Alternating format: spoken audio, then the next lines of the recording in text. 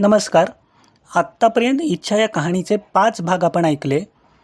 त्यामध्ये आपण असे पाहिले की केयूर आणि अनन्या ठाण्यातील एका नामांकित फूड इंडस्ट्रीमध्ये नोकरीला असतात. त्यांची कोकणातील नागलोली या गावी ट्रान्सफर झालेली आहे. तिथे जोशी काकांकडे घरगुती खानावळीत त्यांची जेवणाची पण सोय झालेली आहे. आता 2 दिवस सुट्टी काढून अनन्या ठाण्याला गेलेली आहे. दरम्यानच्या काळात केयूर नदीवर फिरत असताना उषा नावाच्या एका तरुण स्त्रीला पुराच्या पाण्यामध्ये बुडताना वाचवतो आणि त्या दोघांची आता चांगली मैत्री होते. ते दोघं बीचवर फिरायला देखील जातात. त्यानंतर एका रात्री डिनरला जोशी काकांकडे गेलेले असताना केयूर आणि जोशी काका आणि फॅमिली यांच्या भूतांच्या गप्पा रंगतात. तेव्हा जोशी काकांचा मुलगा पराग त्याचा अनुभव सांगू लागतो. तो जेव्हा मूव्ही बघून येत असतो तेव्हा त्याची कशी भूतांशी गाठभेट होते आणि तो कसा तिथे बेशुद्ध पडतो, चक्कर येऊन खाली पडतो.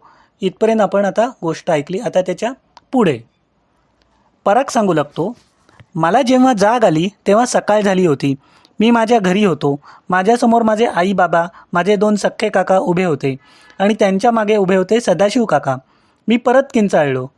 माझे बाबा हसत म्हणाले, घाबरू नकोस, हा काही भूत नाही आहे, हा सदाशिव आहे. मी ओळखतो याला. काल घडलेला प्रकार याने सांगितला आम्हाला. तू रात्री चक्कर येऊन पडलास, त्यामुळे तुला घरी कसे आणायचे हा याला प्रश्न पडला. बराच लेट झाल्यामुळे मी व आपल्या बाजूचे दोन्ही काका बैलगाडी जोडून तुला शोधायला बाहेर पडलो. तेव्हा हा सदाशिव काही मदत मिळते का ते बघत रस्त्यावर उभा होता. तुम्हाला दोघांना खूप लेट झाला होता. सायकलने पाऊण तासाचे आपल्या गावाच्या फाट्यापर्यंतचे अंतर कापायला तुम्हाला 2 तास लागले होते. त्या भूतांनी बोलण्यात तुमचा वेग कमी केला. नशीब तुम्ही खाडीमार्गे त्यांच्याबरोबर गेलात नाही. सदाशिव काका देखील अजून घाबरलेलेच होते. मला भरपूर ताप भरला होता. डॉक्टरांच्या औषधाबरोबर आईने बाकीचे पण उपचार केले. काहीतरी पुण्याई होती म्हणून आम्ही दोघेजण त्या दिवशी वाचलो. गोष्ट सांगून संपली होती. केयूरने नीट लक्ष देऊन पूर्ण गोष्ट ऐकली. केयूर म्हणाला, बापरे, खरंच भयानक आहे गोष्ट.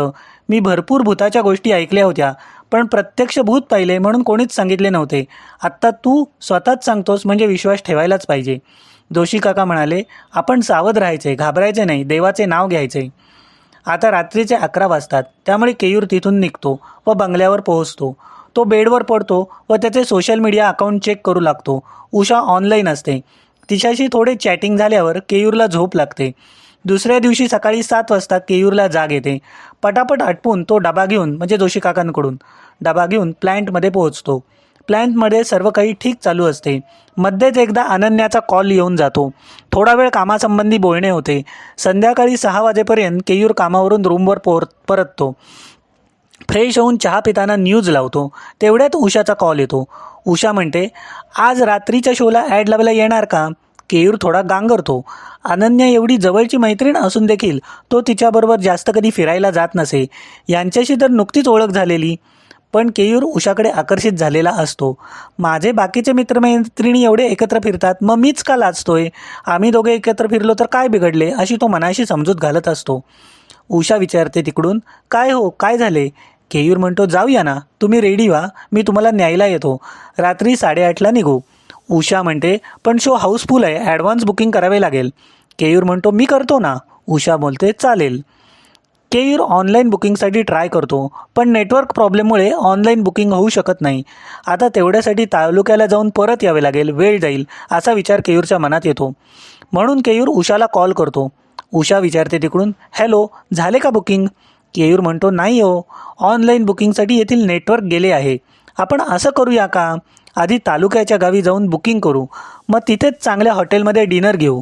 तुम्हाला काही प्रॉब्लेम तर नाही ना? उषा म्हणते, एकदम मस्त प्लॅन आहे. जोशी काकांना फोन करून आज रात्री बाहेर जेवायला जाणार असल्याचे केयूर सांगतो. जोशी काका जास्त काही न विचारता ठीक आहे म्हणून सांगतात. केयूर पटापट तयार होतो. ब्ल्यू कलरचा चेक्सचा शर्ट व त्यावर मॅचिंग लाईट ब्ल्यू कलरची जीन्स पॅन्ट आज त्याने घातली असते. केयूरला छान छान ब्रँडेड कपड्यांची व उंची सेंट, बॉडी स्प्रे यांची खूप आवड असते. अनन्याने गेल्याच महिन्यात गिफ्ट दिलेला एक सेंट मारून तो आकाशात बघतो. गोऱ्या आणि देखण्या केयूरवर ब्ल्यू कलर अधिकच उठून दिसत असतो. आज नजर परत परत आरशावर जात असते. गाडी उषाच्या फार्म हाऊसवर येते. उषा गेटजवळ उभी असते. आज तिने पिंक कलरची साडी नेसली असते. केयूरला तिच्याकडे पाहतच राहावे असे वाटत असते. ती त्याच्या बाजूच्या सीटवर कधी येऊन बसते ते त्याला कळतच नाही. उषा म्हणते, निघायचं का? केयूर भानावर येत, हो, मला तयार व्हायला लेट तर नाही ना झाला? उषा म्हणते, नाही मी पण आत्ताच रेडी झाले. 4 व्हीलर चालू होते. दोघे गप्पा मारू लागतात. थोड्याच वेळात तालुक्याचे गाव येते. संध्याकाळचे 7 वाजलेले असतात. उषा गाडीतच बसून राहते. केयूर तिकीट काढायला ॲडलॅबच्या काउंटरवर जातो. थोडी गर्दी असते पण 2 प्लॅटिनम तिकिटे मिळतात. तालुक्याच्या गावाच्या बाहेर हायवेवर एक 5 स्टार हॉटेल असते. दोघेजण डिनरला तेथे पोहोचतात. केयूर गाडी बाहेर पार्क करतो. दोघेजण टॉप फ्लोअरला जातात. आज दोघेजण खूपच छान नटलेले असतात. त्यामुळे बऱ्याच लोकांच्या नजरा या दोघांवर असतात. हॉटेलचे इंटेरियर खूपच व्यवस्थित असते. केयूर विचारतो, काय मागवू? उषा म्हणते, आज पंजाबी डिश मागवूया. तेवढ्यात वेटर येऊन अदबीने उभा राहतो. मेनू कार्ड समोर ठेवतो. केयूर सांगतो, आज तुम्हीच सिलेक्ट करा. उषा प्रथम स्टार्टर सांगून मग बाकी पंजाबी डिशची ऑर्डर देते. वेटर ऑर्डर बरोबर लिहून घेतो व जातो. केयूर तिला विचारतो, तुमचा मुक्काम इथे किती आहे? उषा सांगते, सध्या मी इथेच राहणार आहे. माझे आर्किटेक्टचे काम मी ऑनलाईन करते. गरज पडल्यास मला पुण्याला जावे लागेल. इथे बागेकडे लक्ष द्यायला हवे आहे. खूप मोठी बाग आहे. उषा एवढ्यात पुण्याला जाणार नाही हे ऐकून केयूरला बरे वाटते. तर दोस्तानो, आता आपण इथेच थांबूया. याच्या पुढील भाग पुढच्या भागात ऐकूया. तोपर्यंत बाय बाय.